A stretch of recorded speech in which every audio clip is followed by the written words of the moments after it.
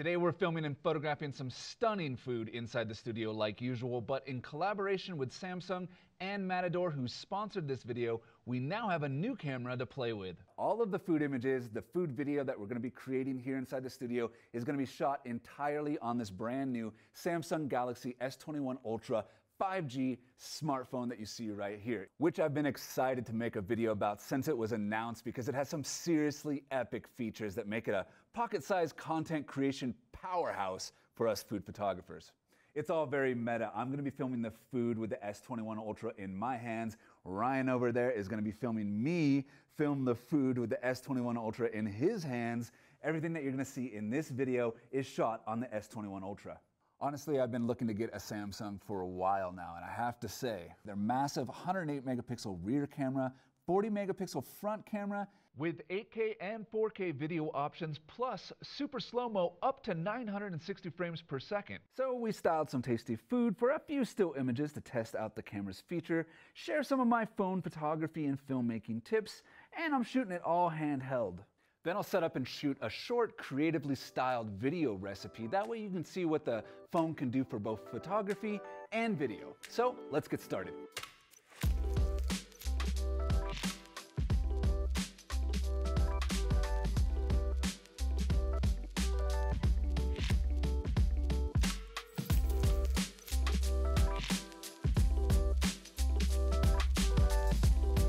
S21 Ultra has so many different photography features that I wanted to create a scene with enough colors and textures and reflections and just different food surfaces that would give me an opportunity to test out as many of them as possible. To me, a charcuterie just has to be shot from above. It's graphic, it demands design with all these great ingredients. When I first opened up the S21 Ultra, I spotted the food mode, and being a food photographer, I thought I had to mention that first.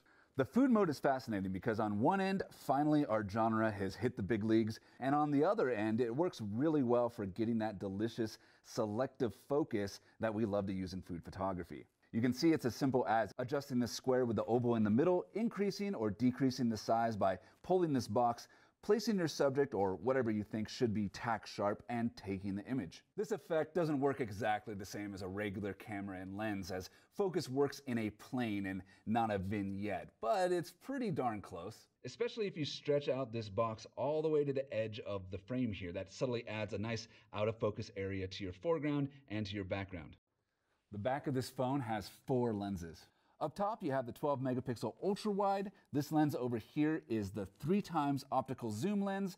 Down at the bottom is also a telephoto lens, the 10x optical zoom lens. But of course, the one in the middle as a food photographer is the reason why I wanted to try out the S21 Ultra in the first place, is the 108 megapixel wide angled lens, which gives you a 12,000 by 9,000 pixel image. Food photography is all about the details, so I can't wait to see the details that we capture in this charcuterie board. Being that I'm an artificial light food photographer and the natural light is really not that great right now, so I'm going to light this charcuterie board photo with one of my cheap constant lights and a large 47 by 31 inch softbox. This composition will be a horizontal one, so my kind of go-to spot for placing the light will be at the top corner of the frame right here, right up against the table. It'll give me a nice angle of light scraping across the food, real soft. But of course, if I wanted to make the light even softer, I could by simply placing another modifier between the softbox and the table, like a diffusion panel or diffusion paper, or maybe even baking paper, or a thin white bed sheet would do the trick. And if I wanted to make the light even harder, show off those details a bit more, I could simply do that by moving the light back a bit. This is the charcuterie and cheese board using the S21 Ultra's 108 megapixel camera. Zooming in, you can see all of those details of the different cheeses, pecans, meats, and herbs. It's pretty impressive. Even some of these dust and fuzzies show up that I'll have to get rid of later. But I tried it again with the S21 Ultra's Pro mode, which gives you a 12 megapixel image and a 12-bit RAW copy to work with. The 108 megapixel image is a bit more punchy in the colors and a lot more details show up as you can zoom in farther and farther. But the image quality on both are pretty impressive as far as rendering colors and light. Right off the bat, one of my favorite features of the S21 Ultra seems small, but it's absolutely huge for a guy like me who spends a lot of time photographing his subject from above the table. And that's the S21 Ultra has a built-in level that activates when you're shooting from above the table. You see, it's not there when I'm shooting straight on, but when I move the camera to shoot from above, these two little circles appear. And when you line them up one inside the other, a yellow box flashes and lets you know that your shot is level. And I know it doesn't sound like much, but it is a simple and overlooked feature that is important enough for me and anyone else who does a lot of top-down shots that I end up carrying around this old school level everywhere I go on shoots. Now I'm going to pull this beautiful honey out of the scene and create a new picture using the S21 Ultra's Pro mode, because you can control all of the camera settings. I mean, personally, I like to shoot all of my food at the lowest possible ISO, which I can knock this one all the way down to ISO 50. I can affect the shutter speed, the exposure, which I think I'll knock down a little bit, the focus, which switching it to manual and using the slider has these nice little green focus assists. A big one is the white balance. Most of the time we're shooting with natural light or daylight balance constant lights like today, so that's pretty easy. Another big win for this camera is its incredibly short minimum focal distance and ability to take macro shots. I mean, for a shot like this right here, the camera is almost touching the honey, which is pretty incredible for food photography. They don't look too pretty right now. They're just test pancakes that we're using for stand-ins. They're gonna get a lot better later, I promise.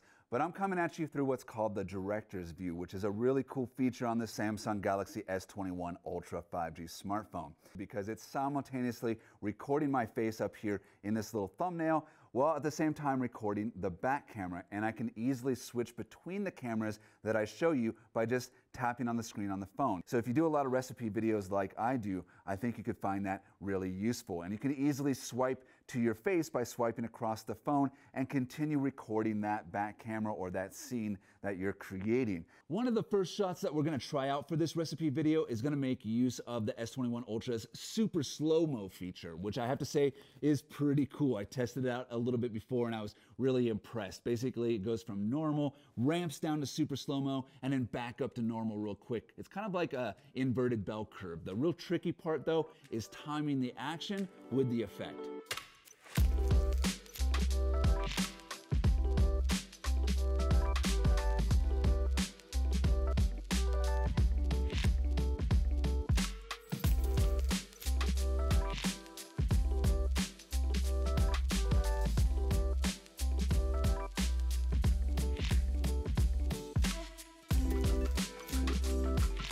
Because I'm shooting this entirely on the S21 Ultra, I'm going for that handheld look in this video. And so stabilization was really important for me. And so far with this camera, I've been really impressed. But the thing that I just can't get my head around, the thing that is absolute insanity, is this camera's minimal focal distance. It seems like I'm touching my subjects. I keep checking to make sure that I hadn't stuck it in some honey, and it's just snapping to focus every time.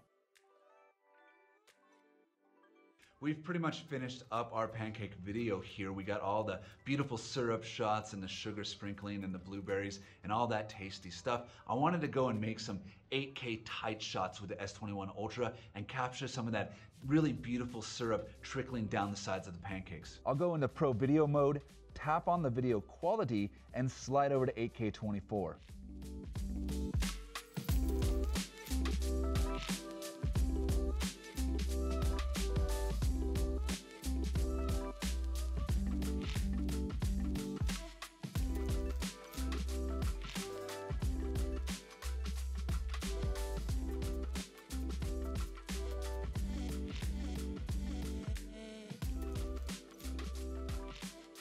I would love to say that the camera inside the Samsung Galaxy S21 Ultra 5G smartphone was made just for me. I mean, it feels that way with all the incredible features that are packed inside, like that level for shooting top-down shots, 12-bit raw images, great stabilized 4K and 8K video, and even the super slow-mo, which is just incredible. But we're content creators, we're photographers, we're filmmakers who use tools and technology to tell stories about the world around us. And to have a pocket-sized content creation powerhouse like this, I have to say, is pretty epic. So check it out, and as always, I'll see you in the next one.